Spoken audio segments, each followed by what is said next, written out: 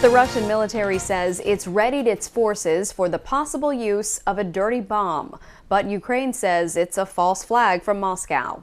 Alex Hogan has the latest from London. As the war in Ukraine enters its 9th month, warnings of a so-called dirty bomb attack are raising fears of a dangerous new escalation. Russia's defense minister telling his counterparts from the U.S. and the U.K. and other allies that Ukraine is preparing to deploy a radioactive device on the battlefield, a claim immediately rejected by the West, with Ukrainian President Volodymyr Zelensky suggesting it's a false flag operation by Russia, possibly setting the stage for a nuclear attack.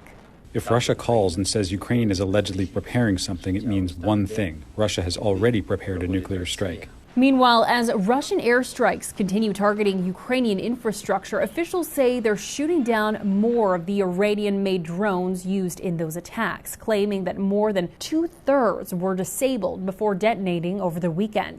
Ukrainians are still bracing for a cold winter with less reliable heat and electricity, but most say it's a small price to pay for freedom. When there's no electricity, I light candles. My bed is covered with more bedclothes, enough to keep me warm. I'm prepared for the situation.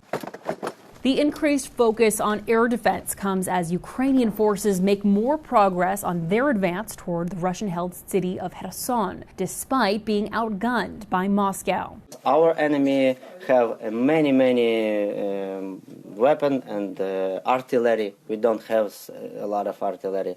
Russian officials have ordered all civilians to evacuate Kherson ahead of what is expected to be a fierce battle for the city. In London, Alex Hogan, Fox News.